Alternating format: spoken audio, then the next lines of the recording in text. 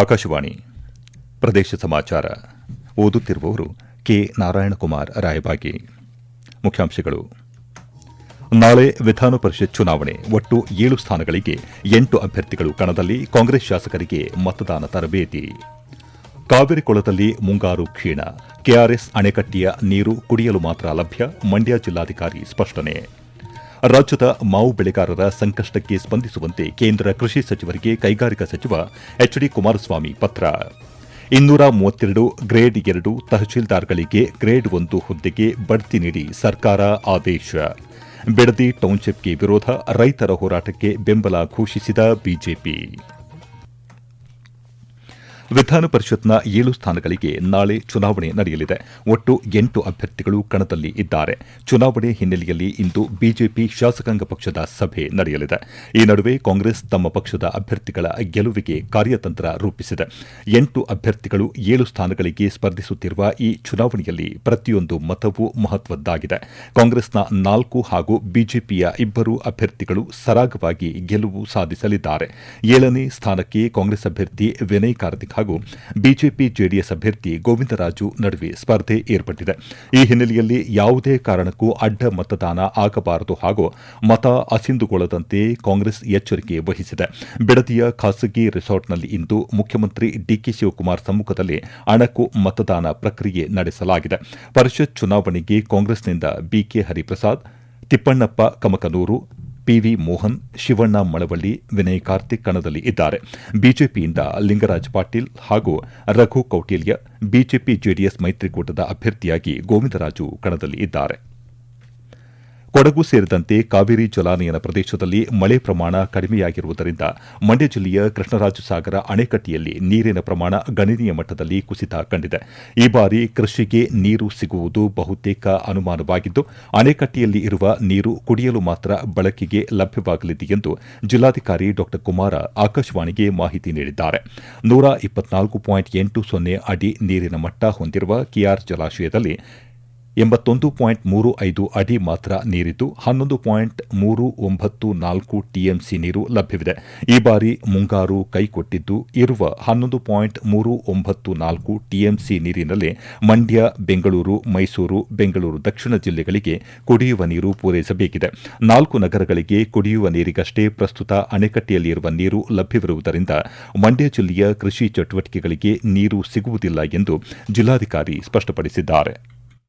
ಈಗಾಗಲೇ ಜೂನ್ ಮುಂಗಾರು ವಾಡಿಕೆಯಂತೆ ಮಳೆ ಬರ್ತಾ ಇಲ್ಲ. ಕೆಆರ್ಎಸ್ ಅಣೆಕಟ್ಟಿನಲ್ಲಿ ಸುಮಾರು 10 ಟಿಎಂಸಿ ನೀರೇನಿದೆ, 4 ಟಿಎಂಸಿ ನೀರನ್ನ ಡೆಡ್ ಸ್ಟೋರೇಜ್ ನ ಕಳೆದ್ರೆ ಉಳಿತಕ್ಕಂತ 6 ಟಿಎಂಸಿ ನೀರನ್ನ ಓನ್ಲಿ ಕುಡಿಯ ನೀರು ಉದ್ದೇಶಕ್ಕೋಸ್ಕರ ಮಾತ್ರ ನಾವು ಮೀಸಲಿರಿಸಿಕೊಂಡಿದ್ದೇವೆ. ಮಂಡ್ಯ, ಬೆಂಗಳೂರು ದಕ್ಷಿಣ, ಬೆಂಗಳೂರು ನಗರ ಈ 3 ಜಿಲ್ಲೆಗಳಿಗೆ ಸೇರಿದಂತೆ ನಮಗೆ ಪ್ರತಿ ತಿಂಗಳು 2 ಟಿಎಂಸಿ ನೀರು ಬೇಕಾಗುತ್ತೆ. ಮುಂದಿನ ಆಗಸ್ಟ್ ತಿಂಗಳಿಗೂ ಕೂಡ ನಾವು ಅದನ್ನ ಯೋಜನೆ ರೂಪಿಸಿಕೊಂಡಿದ್ದೇವೆ. ಪ್ರಾಯಶಃ ಮಳೆ ಬಂದ್ರೆ ನಮಗೆ ಇನ್ಫ್ಲೋ ಜಾಸ್ತಿ ಆದ್ರೆ ಕೆಆರ್ಎಸ್ ನ ಮಟ್ಟ ಜಾಸ್ತಿ ಆಗುತ್ತೆ, ಕುಡಿಯ ನೀರಿಗೆ ಏನು ಸಮಸ್ಯೆ ಆಗೋದಿಲ್ಲ. ರಾಜ್ಯದ ಮಾವು ಬೆಳೆಗಾರರ ಸಂಕಷ್ಟ ಕುರಿತಂತೆ ಕೇಂದ್ರ ಸಚಿವ ಎಚ್.ಡಿ. ಕುಮಾರಸ್ವಾಮಿ ಅವರು ಇಂದು ಕೇಂದ್ರ ಕೃಷಿ ಮತ್ತು ರೈತ ಕಲ್ಯಾಣ ಸಚಿವ ಶಿವರಾಜ್ ಸಿಂಗ್ ಅವರಿಗೆ ಪತ್ರ ಬರೆದಿದ್ದಾರೆ. ಪತ್ರದಲ್ಲಿ 2026-27 ಋತುವಿನಲ್ಲಿ ರೈತರು ಎದುರಿಸುತ್ತಿರುವ ಸಂಕಷ್ಟವನ್ನು ತಗ್ಗಿಸಲು ಮಾರುಕಟ್ಟೆ ಮಧ್ಯಸ್ಥಿಕೆ ಯೋಜನೆ ಮೂಲಕ ಬೆಲೆ ಕೊರತೆ ಪಾವತಿ ಯೋಜನೆಯಡಿ ಬೆಂಬಲವನ್ನು ಪರಿಗಣಿಸುವಂತೆ ಕೋರಿದ್ದಾರೆ. ಕರ್ನಾಟಕವು ದೇಶದ ಪ್ರಮುಖ ಮಾವು ಉತ್ಪಾದಿಸುವ ರಾಜ್ಯಗಳಲ್ಲಿ ಒಂದಾಗಿದ್ದು ಸುಮಾರು 1.45 ಲಕ್ಷ ಹೆಕ್ಟೇರ್ಗಳಲ್ಲಿ ವಿಸ್ತರಿಸಿದೆ. ಪ್ರಸ್ತುತ ಋತುವಿನಲ್ಲಿ ಸುಮಾರು 10 ಲಕ್ಷ ಮೆಟ್ರಿಕ್ ಟನ್ ಮಾವು ಉತ್ಪಾದನೆಯಾಗಿದೆ ಎಂದು ಹೇಳಿದ್ದಾರೆ. ಕೋಲಾರ, ಚಿಕ್ಕಬಳ್ಳಾಪುರ, ರಾಮನಗರ, ಬೆಂಗಳೂರು ಗ್ರಾಮಾಂತರ, ಧಾರವಾಡ, ತುಮಕೂರು ಮತ್ತು ಹಾವೇರಿ ಜಿಲ್ಲೆಗಳ ರೈತರು ಸಂಕಷ್ಟ ಅನುಭವಿಸುತ್ತಿದ್ದು, ಪಿಡಿಪಿಎಸ್ ಚೌಕಟ್ಟಿನಡಿಯಲ್ಲಿ ಮಾವು ಬೆಳೆಗಾರರಿಗೆ ಸೂಕ್ತ ಬೆಂಬಲ ನೀಡುವ ಬಗ್ಗೆ ಕೇಂದ್ರ ಕೃಷಿ ಸಚಿವಾಲಯ ಪರಿಗಣಿಸಬೇಕು ಮತ್ತು ಅಗತ್ಯ ಆಡಳಿತ ಪ್ರಕ್ರಿಯೆಯನ್ನು ಆದಷ್ಟು ಬೇಗ ಪ್ರಾರಂಭಿಸಬೇಕು ಎಂದು ಒತ್ತಾಯಿಸಿದ್ದಾರೆ. ಸರ್ಕಾರ ಗ್ರೇಡ್ 2 ತಹಶೀಲ್ದಾರ್ ಹುದ್ದೆಯಿಂದ ಗ್ರೇಡ್ 1 ಹುದ್ದೆಗೆ ಆದ್ಯತೆಯ ಮೇರೆಗೆ ಪರಿಗಣಿಸಿ ಬಡ್ತಿ ನೀಡಿದೆ. ಈ ಕುರಿತಂತೆ ಕಂದಾಯ ಸಚಿವರು ಹಾಗೂ ಉಪಮುಖ್ಯಮಂತ್ರಿ ಡಾ ಜಿ. ಪರಮೇಶ್ವರ್ ಪತ್ರಿಕಾ ಪ್ರಕಟಣೆ ಮೂಲಕ ಮಾಹಿತಿ ನೀಡಿದ್ದಾರೆ. ಒಟ್ಟು 232 ಗ್ರೇಡ್ 2 ತಹಶೀಲ್ದಾರ್ಗಳಿಗೆ ಗ್ರೇಡ್ 1 ಹುದ್ದೆಗೆ ಬಡ್ತಿ ನೀಡಲಾಗಿದೆ. ಸ್ವಯಂ ಸ್ಫೂರ್ತಿಯಿಂದ ಕಾರ್ಯನಿರ್ವಹಿಸುವ ಅಧಿಕಾರಿ ವರ್ಗ ಯಾವುದೇ ಸರ್ಕಾರಕ್ಕೆ ಅತಿದೊಡ್ಡ ಆಸ್ತಿ ಎಂದು ತಿಳಿಸಿದ್ದಾರೆ. ಪ್ರದೇಶ ಸಮಾಚಾರ ಕೇಳುತ್ತಿದ್ದೀರಿ. ನಮ್ಮ ಎಲ್ಲಾ ರಾಷ್ಟ್ರೀಯ ವಾರ್ತೆಗಳು ಹಾಗೂ ಪ್ರದೇಶ ಸಮಾಚಾರ ಈಗ ಆಕಾಶವಾಣಿ ನ್ಯೂಸ್ ಕನ್ನಡ ಯೂಟ್ಯೂಬ್ ಚಾನೆಲ್ನಲ್ಲಿ ಲಭ್ಯ. ನಮ್ಮ ಎಕ್ಸ್ ಖಾತೆ ಮತ್ತು ಇನ್ಸ್ಟಾಗ್ರಾಂ ಖಾತೆ ಆಕಾಶವಾಣಿ ನ್ಯೂಸ್ ಕನ್ನಡ. ಹೆಚ್ಚಿನ ಮಾಹಿತಿಗಾಗಿ ನಮ್ಮ ಫೇಸ್ಬುಕ್ ಖಾತೆ AIR ಕನ್ನಡ ನ್ಯೂಸ್ ಅನುಸರಿಸಿ. ಮಾಹಿತಿಯ ಹೂರಣ ವಾರದ ಕಾರ್ಯಕ್ರಮ ಪ್ರಚಲಿತ ವಿದ್ಯಮಾನ ಪ್ರತಿ ಬುಧವಾರ 9:15.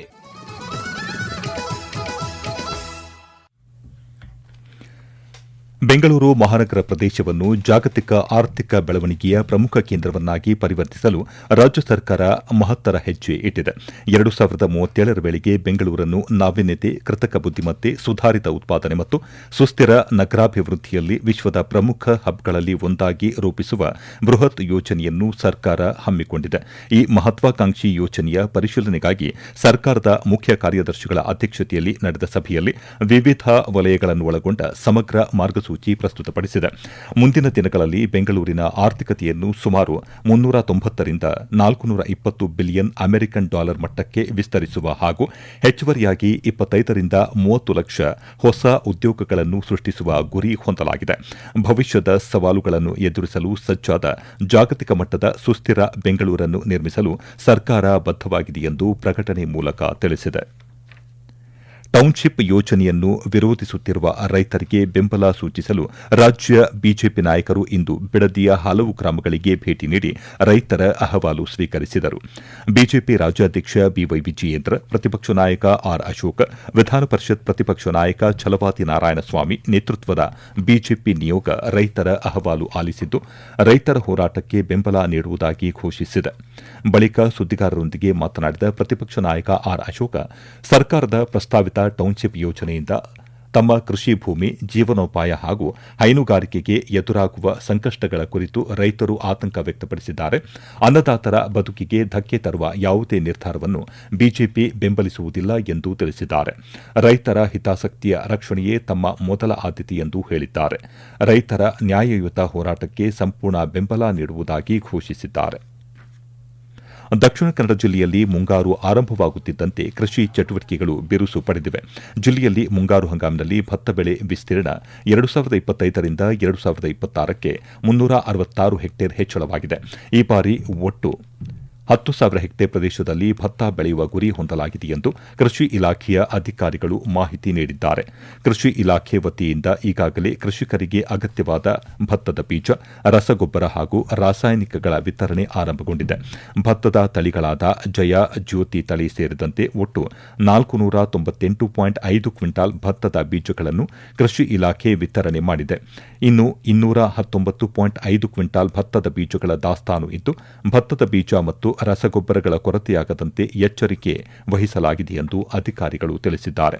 ಜಿಲ್ಲೆಯಲ್ಲಿ urea, DAP, MOP, NPK, ASP ಸೇರಿದಂತೆ ಒಟ್ಟು 24,868.7 ಮೆಟ್ರಿಕ್ ಟನ್ ರಸಗೊಬ್ಬರ ಲಭ್ಯವಿದ್ದು, ಕೃಷಿಕರ ಬೇಡಿಕೆಗೆ ಅನುಗುಣವಾಗಿ 9,609.853 ಮೆಟ್ರಿಕ್ ಟನ್ ರಸಗೊಬ್ಬರವನ್ನು ಪೂರೈಸಲಾಗಿದೆ. ಪ್ರಸ್ತುತ 15,258.8 ಮೆಟ್ರಿಕ್ ಟನ್ ರಸಗೊಬ್ಬರ ದಾಸ್ತಾನು ಇದೆ ಎಂದು ಮಾಹಿತಿ ನೀಡಿದ್ದಾರೆ. ಪ್ರಧಾನಿ ನರೇಂದ್ರ ಮೋದಿ ಅವರು ನವದೆಹಲಿಯಲ್ಲಿ ನಾಡಿದ್ದು ನಡೆಯಲಿರುವ ಕಾರ್ಯಕ್ರಮದಲ್ಲಿ ಪ್ರಧಾನಮಂತ್ರಿ ವಿಕಸಿತ ಭಾರತ ರೋಜ್ಗಾರ್ ಯೋಜನೆಯಡಿ ಸುಮಾರು 2,400 ಕೋಟಿ ರೂಪಾಯಿ ಮೌಲ್ಯದ ಪ್ರೋತ್ಸಾಹಧನ ವಿತರಿಸಲಿದ್ದಾರೆ. ಏಕಕಾಲದಲ್ಲಿ ದೇಶಾದ್ಯಂತ 200 ಸ್ಥಳಗಳಲ್ಲಿ ಕಾರ್ಯಕ್ರಮ ನಡೆಯಲಿದೆ. ಭಾರತದ ಕಟ್ಟಕಡೆಯ ನಾಗರಿಕನಿಗೂ ಆರ್ಥಿಕ ಸೇವೆ ಸಿಗುವಂತಾಗಲು ಹಾಗೂ ದೇಶದ ಆರ್ಥಿಕ ವಾಹಿನಿಯಲ್ಲಿ ಪಾಲ್ಗೊಳ್ಳುವಂತೆ ಮಾಡುವ ಸಲುವಾಗಿ ಭಾರತ ಸರ್ಕಾರವು ಮೇರಾ ಖಾತಾ ಭಾಗ್ಯ ವಿಧಾತ ಧ್ಯೇಯವಾಕ್ಯದೊಂದಿಗೆ ಆರಂಭಿಸಿರುವ ಪ್ರಧಾನಮಂತ್ರಿ ಜನ್ಧನ್ ಯೋಜನೆ ಹಾವೇರಿ ಜಿಲ್ಲೆಯಲ್ಲಿ ಯಶಸ್ವಿಯಾಗಿ ಜಾರಿಗೊಳ್ಳುತ್ತಿದೆ. ಕೊನೆಯಲ್ಲಿ ಮತ್ತೊಮ್ಮೆ ಮುಖ್ಯಾಂಶಗಳು. ನಾಳೆ ವಿಧಾನ ಪರಿಷತ್ ಚುನಾವಣೆ, ಒಟ್ಟು 7 ಸ್ಥಾನಗಳಿಗೆ 8 ಅಭ್ಯರ್ಥಿಗಳು ಕಣದಲ್ಲಿ, ಕಾಂಗ್ರೆಸ್ ಶಾಸಕರಿಗೆ ಮತದಾನ ತರಬೇತಿ. ಕಾವೇರಿ ಕೊಳದಲ್ಲಿ ಮುಂಗಾರು ಕ್ಷೀಣ, ಕೆಆರ್ಎಸ್ ಅಣೆಕಟ್ಟೆಯ ನೀರು ಕುಡಿಯಲು ಮಾತ್ರ ಲಭ್ಯ, ಮಂಡ್ಯ ಜಿಲ್ಲಾಧಿಕಾರಿ ಸ್ಪಷ್ಟನೆ. ರಾಜ್ಯದ ಮಾವು ಬೆಳೆಗಾರರ ಸಂಕಷ್ಟಕ್ಕೆ ಸ್ಪಂದಿಸುವಂತೆ ಕೇಂದ್ರ ಕೃಷಿ ಸಚಿವರಿಗೆ ಕೈಗಾರಿಕಾ ಸಚಿವ ಎಚ್ಡಿ ಕುಮಾರಸ್ವಾಮಿ ಪತ್ರ.